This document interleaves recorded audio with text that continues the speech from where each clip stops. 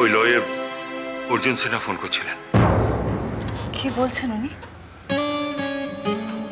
কেসটা আরো জটিল হয়ে গেল শতপা। ওই অ্যাম্পুলে যে পয়জনটা পাওয়া গেছে, পেশেন্টের বডিতে ওই একই পয়জন পাওয়া গেছে। কি বলছো তুমি? Result is positive. আমি বুঝতে পারছি না শতপা, কিছু বুঝতে পারছি না কি হবে। পেশেন্ট পার্টি তো সন্দীপের এগেনস্টে ষড়যন্ত্র এবং মার্ডার চার্জ নিয়ে এসছে। সন্দীপ মানে অপর্ণা দাদা? হ্যাঁ রে ভাই, ওকেই তো পুলিশ অ্যারেস্ট করেছে।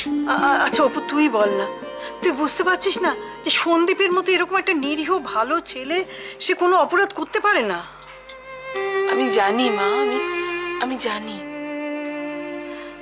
আমি বেশ বুঝতে পারছি কেউ ইচ্ছে করে এই অপরাধের মধ্যে সন্দীপকে জড়িয়ে দিয়েছে। আমার সন্দীপকে পুলিশ ছাড়বে তো? কেন ছাড়বে না কাকিমা? নিশ্চয়ই ছেড়ে দেবে। দাদা তো কোনো অপরাধ করেনি। এরকম আটকে রাখে অপু, আটকে রাখে।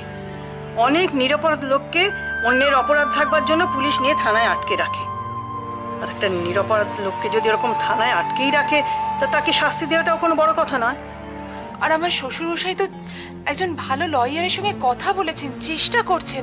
দেখো সবকিছু ঠিক হয়ে যাবে। এই যে এত টাকা খরচা করে বেয়ামশাই উকিল ঠিক করলেন, আমাদের সামর্থ্য ছিল বল সেটুকু করার? হ্যাঁ, ঠিক বলেছে তোর কাকিমা, একদম ঠিক বলেছে। তুই এসব নিয়ে একদম ভাবিস না। তো তুই আর দেরি করিস না মা, তোকে তো রাতে বাড়ি ফিরতে হবে। তুই যা, এগিয়ে যা যা। ঠিক আছে, আসছি। তোমরা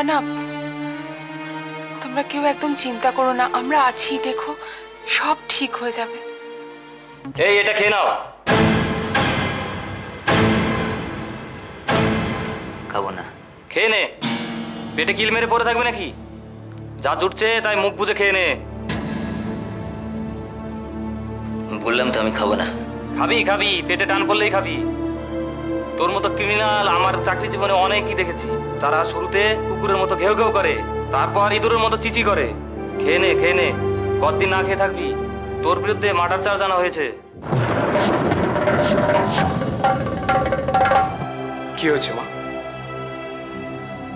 তোর বাবা একজন পেশেন্টকে অপারেট করেছিলেন।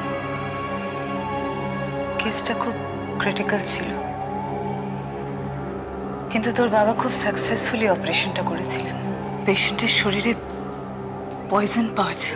মাই গড, পয়জন! তার মানে তো পেশেন্টের মৃত্যুর জন্য বাবা দায়ী ছিল না। তোর বাবার ট্রিটমেন্টে হয়তো পেশেন্ট মারা যায়নি, কিন্তু পেশেন্টের শরীরে পয়জন কি করে এলো সেটাই তো একটা বিরাট বড় প্রশ্ন। পুলিশ কেসে এই ব্যাপারে আমাদের খুব কাছের একজনকে অ্যারেস্ট করা হয়েছে। কাকে মা?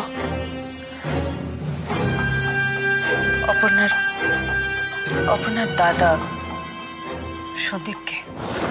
কি বলছো তুমি মা? সন্দীপ দা? না না মা, সন্দীপ দা এরকম কাজ করতেই পারে না। আমি বিশ্বাস করি না। সন্দীপ দাকে আমি খুব ভালো করে জানি। সন্দীপ দা খুব ভালো ছেলে মা।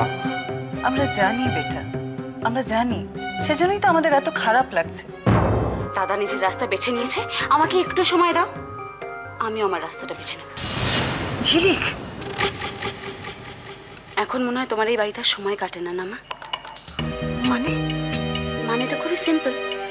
আগে বৌদি এই বাড়িতে ছিল, তুমি বৌদির নানা রকম খুঁত ধরতে, বৌদিকে টর্চার করতে। এখন তো বৌদি নেই, কি পড়ে রইল? আমি।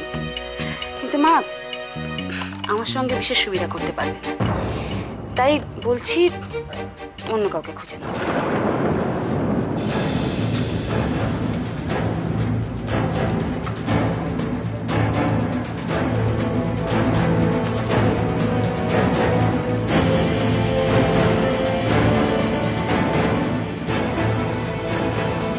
আগে বৌদি বাড়িতে ছিল, তুমি বৌদির নানা রকম খুঁত ধরতে, বৌদিকে টর্চার করতে। এখন তো বৌদি নেই, কি পড়ে রইল? আমি। কিন্তু মা আমার সঙ্গে বিশেষ সুবিধা করতে পারবে না, তাই বলছি অন্য কাউকে খুঁজে।